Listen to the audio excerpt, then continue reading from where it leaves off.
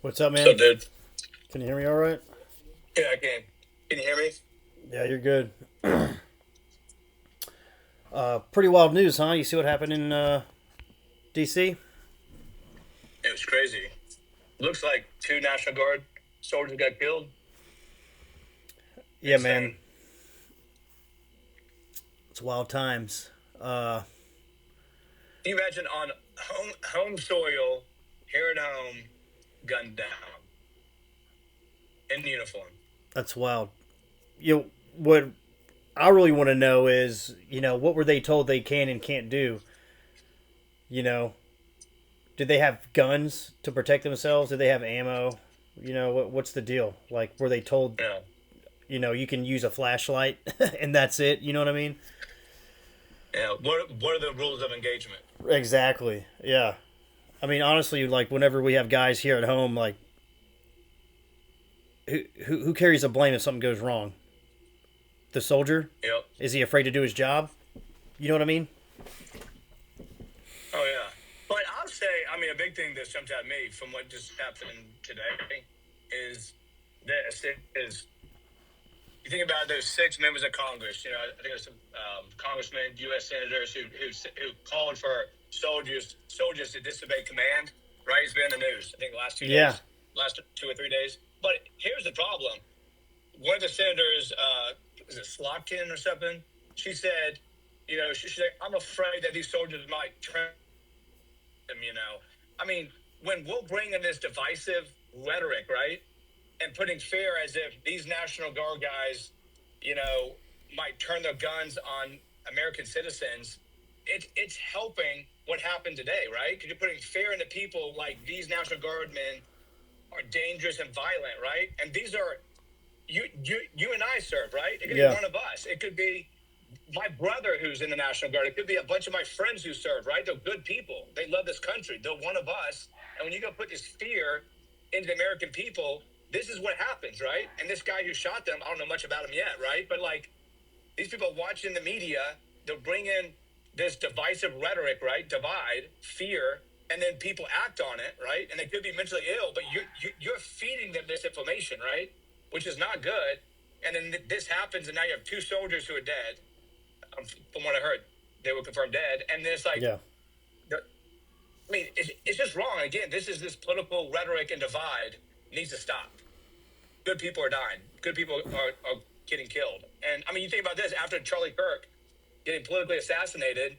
They did a poll, and 25% of the youth on the left, believe it's okay for killing somebody or violence on somebody that they disagree with. I mean, this has to stop. We're Yeah. one nation, one people. We just had the same conversation in the car earlier. Like, man, I can't believe this is happening again. You know what? It's insane, man. I mean, we all need to get along. It is.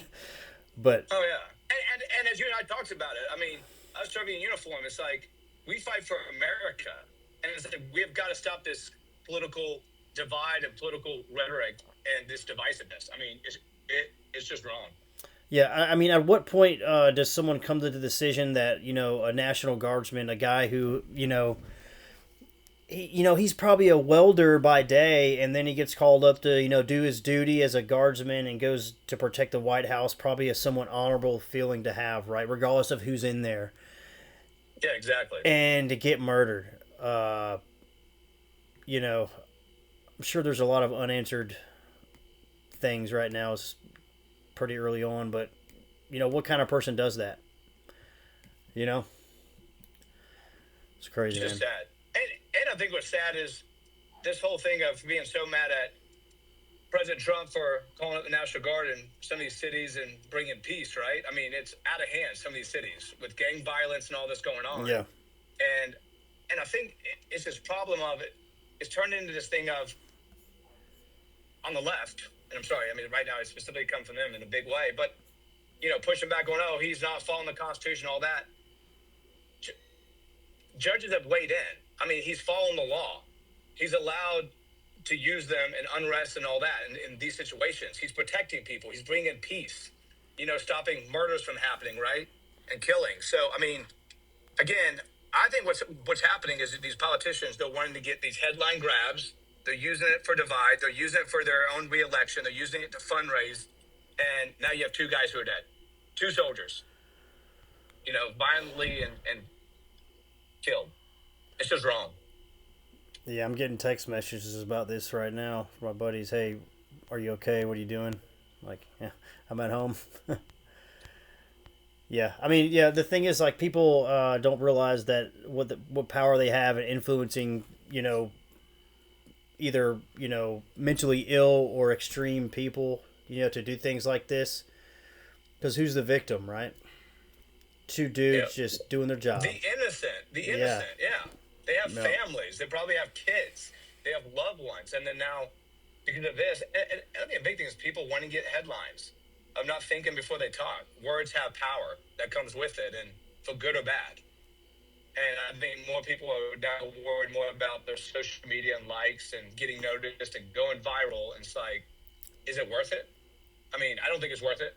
To have no, two soldiers who were killed the day before Thanksgiving. So yeah. it just breaks my heart. Praying for them, their families, and praying that we can come together as Americans and stop this political divide and political rhetoric just for political gain. How's it make you feel? Does it change your decision on, running for lieutenant governor or anything? Doesn't change anything. I'm here to be a voice for the people, to hopefully unite people, but also stand for the truth. And, the First Amendment, I mean, I think what happened to Charlie Kirk, the political assassination, now it happens to these two soldiers. I mean, it's all tied together to where we need to stop this political rhetoric and hatred and start uniting as one nation, one people.